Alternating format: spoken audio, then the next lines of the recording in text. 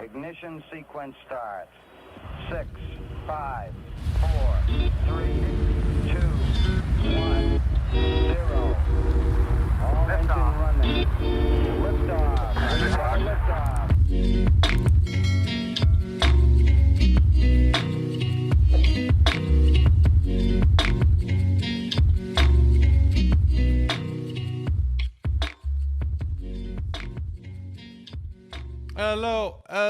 Hello. What is up, guys? Hunter Klein here, bringing you this week's episode of Interplanetary Monkeys. Who knows what episode we're on, but we are getting closer to episode 100, guys. This is beautiful. It's absolutely beautiful. It's been a wonderful journey, and looking back on what we have created, I've said this before, and I'll say it again. Looking back on the YouTube, you know, it's a good way to visualize the amount of content I've actually put out there. Or just scrolling through the podcast page is a wonderful sight. Just from the simple perspective of committing to something and sticking with it. The idea that we have not missed a Sunday. All right. Granted, I have a pretty lame life, and I do commit a lot to the podcast, and I do take it very seriously. But the fact that we have not missed a single week for almost 2 years now is so beautiful, man. I'm very proud of the creation. Now, I was looking for an audio file for this week's episode and ran across IP Monkeys episode number 7, I believe it was. And it was incredibly different. If you guys have free time, you guys can go check out what the podcast used to be like, the old format. It was a short form informational science podcast. And it was incredible. It made me smile. I was happy to hear it. There was passion. It was well put together. And it's just incredible to see how far things have come. How things have changed, and how we've ended up back in this same pocket. Again, I refuse to delete any of the old episodes because I believe the story or the growth, the evolution of IP Monkeys is valuable, and I don't, while it may not be on par with our current content, or it may send the wrong message to people who are exploring what this podcast is about, I don't really care. It is the journey, and there's value there. So if you want to learn about how humans got intelligent, if you want to learn about advancements in science, that's what the podcast started out as for my newer viewers or new IP Monkey fans that joined a little late.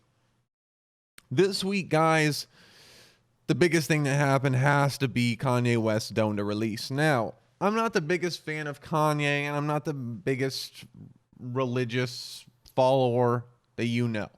And honestly, it's quite the opposite. I'm very distant from any religion or so on and so forth. But that doesn't mean I can't appreciate the man's music and his ability to think outside the box with sound, simply put. Now, I finished playing through the album. Now, I believe when we look at real talented artists, no matter the genre, an artist you are a fan of, that the only way to listen to new albums is start to finish. Because that is how they are created by the artist, and that is how they are designed to be listened to.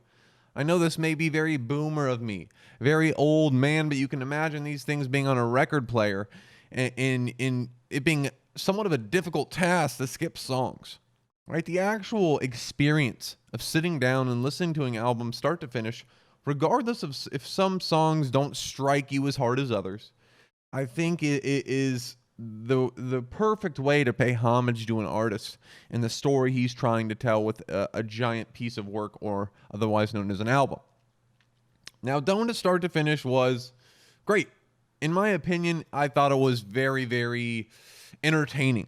Now, every song I did not enjoy, and as far as when the very religious and existential aspects of it, I didn't always relate to, but in my opinion, it was a masterpiece.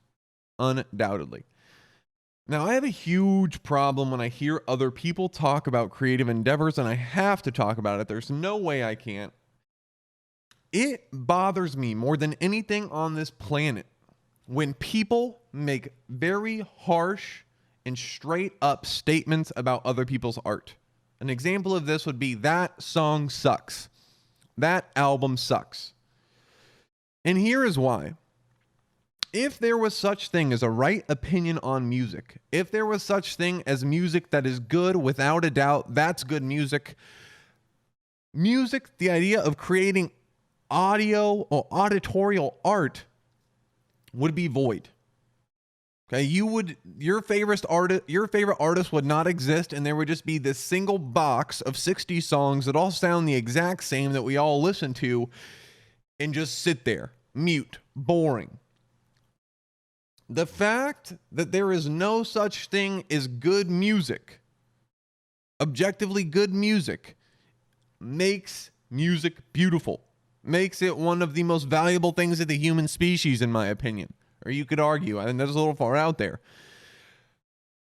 But it's all about personal preference, okay?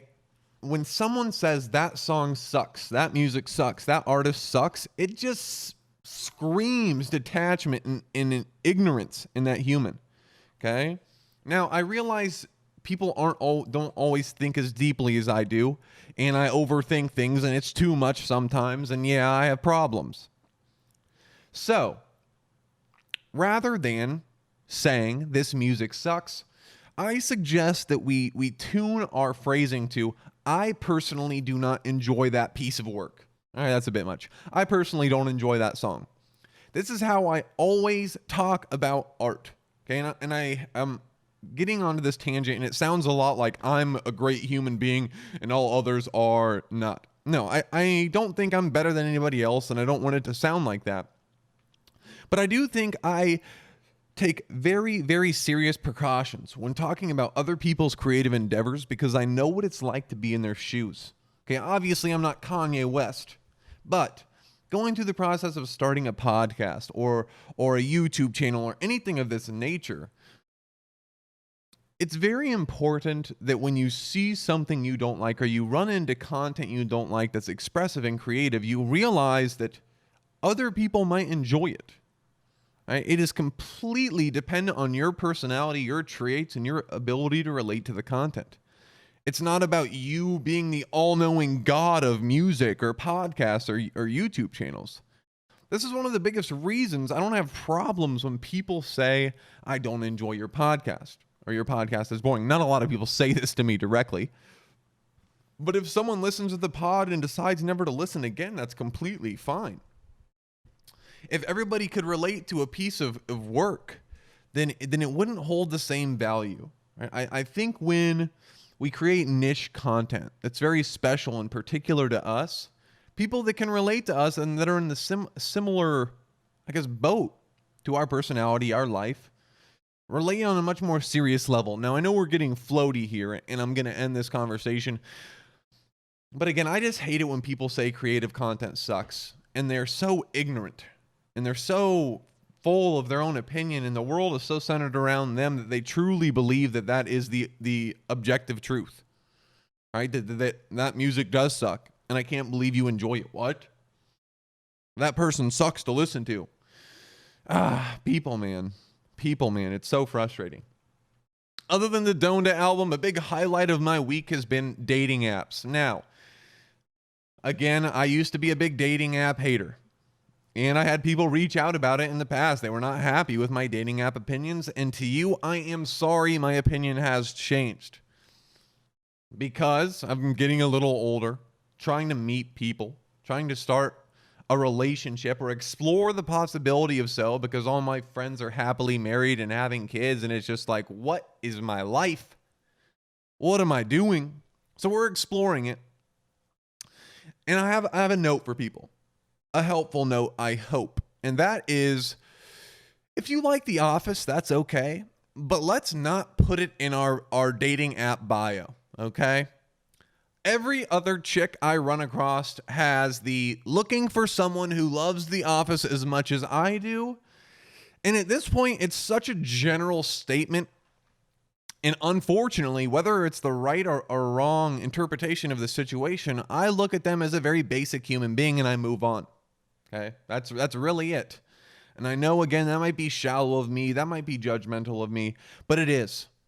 Okay, saying I love The Office is saying I like to drink water, and if you're going to use your real estate on your dating app front page to talk about something so broad, generic, and popular, You don't strike me as a very interesting person.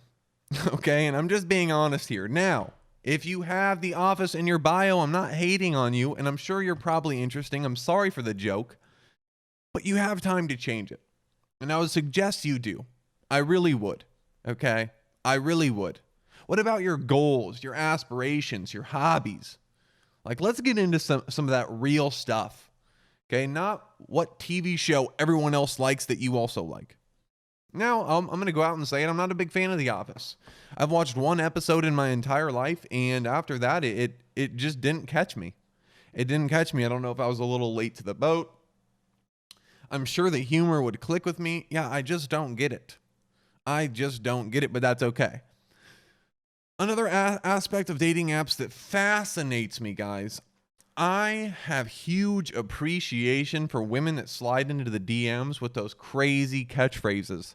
Like I had a chick say, "Did you fall from heaven?" Like something like that. She actually hit me with that comment.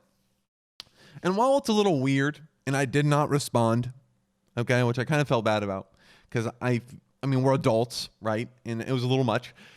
I respect people I respect a woman who slides into the DMs with just a crazy, cheesy pickup line. I really do. As much as it bothers me, and I'm not going to respond, there's really no way in hell 90% of the time. It's not what I'm looking for personally. I can appreciate someone that's going to put themselves out there in one message that really sends it. I really do appreciate how some of these men and women, both on the app, put themselves out there. I think it takes courage. I think it's beautiful, and I think you shine on, family, because that is a victory in my book. Now, my success on the app has not been going that well. I mean, I'm just going to be straight up with you guys. Whether it's I'm picky or I don't know how to send the right first message, it's just not going well. Now, we stick with it. It's an odd game. It's a game of odds, and we'll be patient. Right? To be quite honest with you guys, I'm in no rush.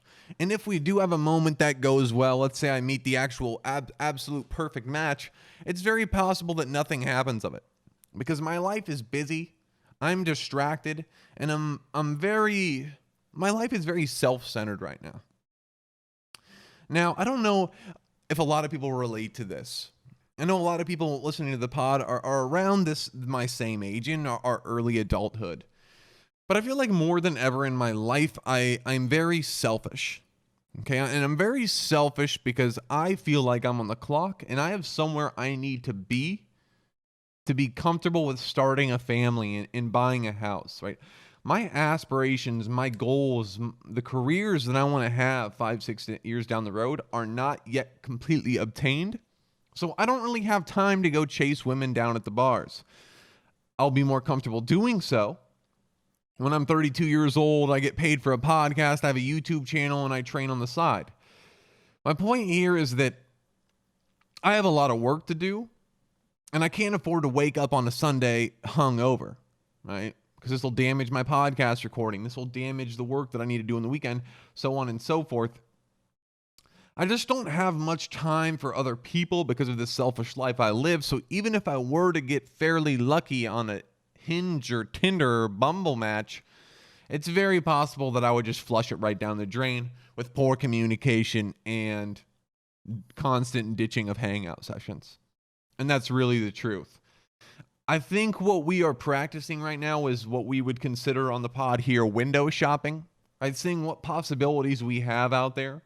If we were to dive into the market, what kind of fish would be waiting? At the very least, I think that's where we're at. Who knows what will happen, guys? I like to put things in boxes and define the future and step by step. This is what's going to happen next and yada, yada, yada. But we all know very well that life generally does not go as planned. And for the dog shit news article of the week, we have Kristen Quinn put on a very leggy display in pinstripe miniskirt and platform heels. What are we doing? Guess who wrote it? Yahoo. Again, I will never go on the Yahoo news app for this reason. Every week I scroll through Google And to be honest with you, some of the news articles and some of the titles are pretty rough, right? Pretty cringy. Like I physically cringe when I read them. But every time, you know who takes the cake? Yahoo. Every time I see one of these disgusting articles about what someone's wearing and how much their leg is showing, it's always Yahoo. Get it together, okay? I don't know what's going on over there. Maybe the platform's dying like it has been for 5 years and they're trying to be current and Zoomerish and stick with the trends. It's over. It's over. Stay off that news website, guys. It is an absolute disaster. Now, switching to more of a real focus, if you guys are looking for a more reliable news website that consistently provides news that's not really biased, that's not generally related to your search history or what's going on in your life and what will make you click the most, I highly suggest Epoch News. That is EPOCH News. I am not sponsored, but I will tell you guys truthfully, this is one of the most non-biased center news websites or event websites you can go on. Now, the clickbait is somewhat there, right? You have to make catchy titles for people to want to click, and people clicking on your stuff makes you money. Obviously, you want them to make money so they can continue to write news articles, but I don't think it's as bad as some of our other websites, and I can sure as hell you're not going to get any of this dog shit that Yahoo is posting on their website. Okay? It's absolutely disgruntling. Absolutely disgruntling. And that's it for news, guys. That's really it. I mean, it's a boring world out there. Yeah, COVID's going on. I'm not going to give you guys updates on that because I'm not a professional. And to be quite honest with you, living here in Austin, I am very removed from the situation. It's not the best case scenario for me providing news, that is. I will say that my life is very relaxed right now as a result of the removed COVID reforms. Now, there's a guilty part of me. Right, there's a guilty part of me because I know what some other states, locations, and people are going through in regards to this resurgence of the new COVID variant. Keep in mind that I spent the COVID years in Phoenix, Arizona, pretty much the epicenter of COVID in the United States. It was quite literally the epicenter of transmission and infection rate and so on and so forth. It was bad. And everywhere we went, everywhere I traveled, a mask was always required. Now, I moved to Nebraska. This kind of fell off somewhat, but I kept wearing the mask because it was like ingrained in my person. Right? I felt bad if I didn't. And people in Nebraska weren't wearing masks, so I was always that guy that had the mask on. Right? The guy that was too careful. You know, the people talk about. And upon moving to Texas, it was pretty much the straw that broke the camel's back for me in regards to it's non-existent here. It's not talked about here, you know, and again, I feel guilty and then I justify it by saying, well, my job's outside and I don't really talk to a lot of people and I don't go downtown. But I don't know. I'm very happy with the life I live, though, right now. And some of you might not like that or think that I'm not taking the proper precautions, but I generally do not think of COVID day to day whatsoever. I don't. I'm not around people that are coughing. I'm not coughing. I'm completely healthy. We're good. Vaccinations, check. But this life, it's beautiful. It's beautiful. It's almost non-existent. And as far as my mental, right, I feel like I have to give you guys an update on this because it hasn't been a big topic of discussion the last couple months, weeks. The best way I can put where I'm at in life right now, and it's a very interesting situation because it's quite a flip from our recent episodes, is if I received $1 million right now, I truly do not believe a single aspect of my day-to-day life would change. And I am so incredibly thankful for this. Especially considering where we came from a month ago. If you gave me $1 million a month ago, I would have quit my job. I would have bought a new, I would have done all this crazy stuff. But the activities that are going on in my life right now have such incredible upside and give me goosebumps when I think about the potential of success, the direction in which they're going. They're not jobs, they're endeavors. They're creative endeavors. And whether I had billions of dollars or $0, I would stick with them. Okay? Even though my training is pretty hard work, right? I'm outside for 4 hours a day. It doesn't matter. It is mine. It is Klein Performance, and it is my journey. And because of that, no amount of money could make me quit on this journey. This isn't a test of income.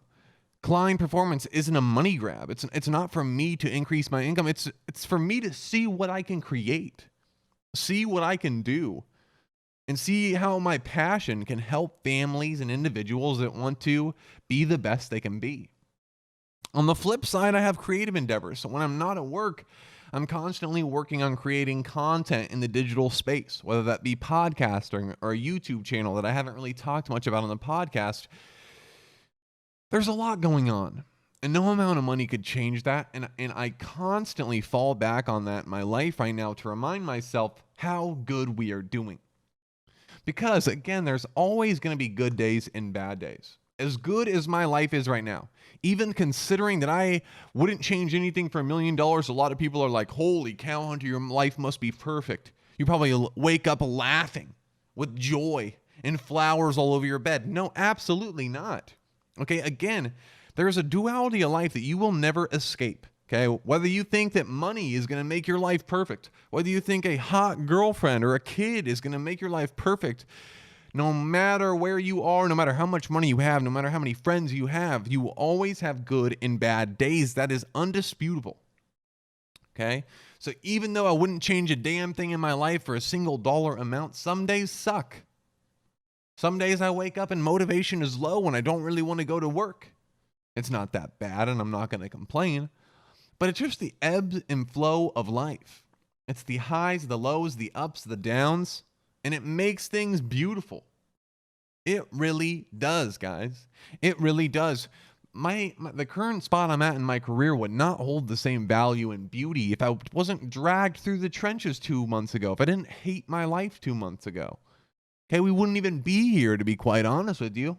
I wouldn't have had the drive, the necessity to create something of this nature. Okay? But things are fantastic for me, and I can't complain, and I hope you're in the same boat. Now, obviously, a lot of people don't have the freedom I have. Right? Some people have relationships and families and houses, and it's a lot harder for them to take risks. And for you, shine on, family. I commend you. Okay? Taking a little extra responsibility early in adulthood. I'm sure your leaps, your bounds, switching jobs, things are a lot more difficult for you. So it's not always as simple as like, oh, yeah, it worked out for Hunter. Let's give it a shot. All right, family, let's get in the truck. We're going to Alaska. Okay, obviously we can't do that. But I hope you guys are all finding this version of my journey, or finding value in it at least, right? Because that is the entire purpose of me sharing this stuff. I'm hoping that someone can extract some motivation or value, right? In the past, I steered clear of being so transparent about my mental journey. I've always been fairly transparent on the podcast about how I'm feeling, but in the last couple months, I guess the last year or so, after having people hearing my story on the podcast and reaching out and saying, you inspired me to do this, or this got me out of this negative headspace, or so on and so forth, I strongly believe that there are values in these stories, and I make an attempt to make it that way. Right? If they're not strikingly obvious, at least pointing to what I think might be the valuable sector of it. So I hope, that people can find motivation. Right? Oh my gosh. He's about to take this huge risk and bet it all, and he's not excited about it, or he's not confident about it. Oh no, I'm in the same boat. Before we go today, I do want to talk about this, and I've brought it up before, but I'm going to nail it again. People, when they talk about their success in hindsight, for whatever reason, they feel as if they need to proclaim that there were never any doubts. I never doubted myself for a second. Every single moment, I believed in myself 100%. Bullshit, dude. Bullshit. And it's not even a beautiful story. I don't even know why you would want to leave out the fact that there is self-doubt. Okay? I am on multiple journeys right now. And as delusionally confident as I am sometimes, right? Sometimes I'm so confident about these journeys I'm on the podcast with the results I have. And I think, why do I believe in this? Is it quite literally delusional? Because that is a fine line, guys, right? That is a fine line. When do you believe in yourself too much? When does the evidence say, well, no, this isn't possible, but you still believe that it is possible? It's a fine line. Do I believe I'm delusionally confident? No. I believe I have reasons to be confident. But again, it is an issue when you're in these cases. And if you're a reasonable human being, constantly checking up on, am I spending my time in the right way? You will doubt yourself. You should check in daily, weekly, monthly and say, what the hell am I doing? Is this realistic? Am I wasting my time? Okay, and these are not, this does not mean that you're weak or that the journey that you're on is not strong enough. Well, if you doubt yourself, it's over, right? This is on those motivational speeches. As soon as you doubt yourself, the journey's over. My ass, dude. My ass. You should be doubting yourselves here and there. Okay? If you're not doubting yourself, the dream isn't big enough, or the aspiration isn't big enough, or where you think your project can get to is not high enough. And again, there should be these constant checkups with ourselves. Am I happy with my job? Am I wasting my time on this podcast? I constantly ask myself this, and the answer is constantly no, so I don't want to worry you guys. Am I, am I hitting this genre right? Am I making the right content for what I'm, these constant checkups of, is this a waste of time? Essentially, I'm boiling it down for the purpose of discussion, but there should be doubt, guys. And I think people that say I never doubt myself, one, are poor humans, or I don't even know how to say this, lack critical decision-making skills, right? You should be maybe doubting yourself here and there, or are lying, okay? Because any human, at some point, you're going to have a bad day. Maybe you're a little low on carbs, you didn't get enough sleep, you had a stressful day at work, your car broke down. And in those moments, you get mentally weak. Negative thoughts start flowing in, and the doubts come with it, okay? So, doubting yourself is okay, and in my opinion, actually is necessary for some checkups, for some roadblocks that we need to hit on our journey to whatever that might be. Maybe it's a fruitful career, the job of our dreams, a successful podcast, a successful business, a stream, a channel, whatever it might be, guys. Essentially, I'm just hoping you guys well on your journey. Okay, I'm hoping you guys well on your journey. The fact that if you're probably listening to this, I assume you're already in a good spot, right? Okay, there's two groups of people out there. Okay, there's people that get somewhere and they don't really care if they're happy with it or not, right? They are settling. Essentially, they settle. Yep, the job's not the best, but it pays the bills. I can come home and I can go to the bar on the weekends. And then there's another kind of person that consistently is looking for growth, the next step, and value in situations so we can get better and have the lives that we want to live. And I am making an educated guess and saying that the majority of us listening here are in the latter. Otherwise, you'd probably hate this podcast, to be honest with you. And for that, shine on, family. I applaud you. And essentially, the whole purpose of this crazy long discussion is that I wish you well on your journey. Okay, whether or not you can grab value from what we talked about today, or confidence and doubt, I wish you well on your journey. I hope you find it, whatever that might be for you. Okay, I hope you find it. Don't give up. It'll come. We have time. Again, a majority of us are young adults. As much as it feels like the clock is ticking fast, we have time, man. I've met a lot of 30, 40-year-olds that have their life furthest from put together, guys. And those moments are so humbling, right? You're like, damn, everything is relative, right?